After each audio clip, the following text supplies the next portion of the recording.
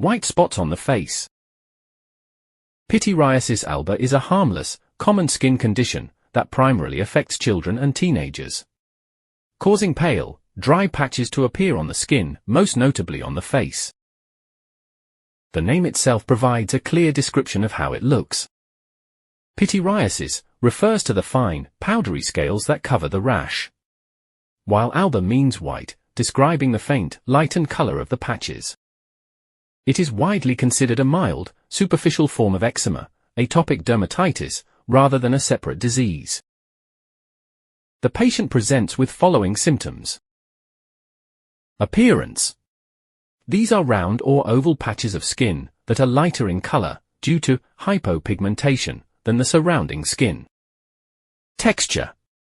These patches are initially often pink and scaly, later fading to pale white with a dry, fine, or browny scale. Location. They appear primarily on the cheeks, jawline, neck, and sometimes the shoulders and arms. Duration. They can last anywhere from a few months to a few years, but usually resolves completely by adulthood. What are the features of this rash? The rash of Pityriasis alba is highly characteristic and typically progresses through distinct clinical stages. Color. The rash is light or pale, hypopigmented, relative to the surrounding skin. It does not cause a complete loss of pigment like vitiligo, but rather a muted, faded appearance. Texture.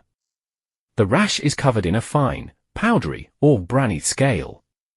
The scaling is often more prominent and visible during winter due to lower humidity. Shape and size.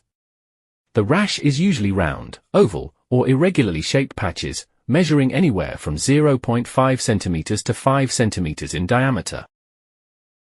Margins. The borders of the rash are typically poorly defined and indistinct, blending gradually back into the normal skin. Quantity. Patients commonly develop anywhere from 1 to 20 separate patches at a given time. The rash appears in following typical locations. The face. In about half of all cases, the rash is limited strictly to the face, heavily favoring the cheeks, chin, and mouth area. The body. It can also be found symmetrically distributed across the neck, upper arms, shoulders, and occasionally the torso.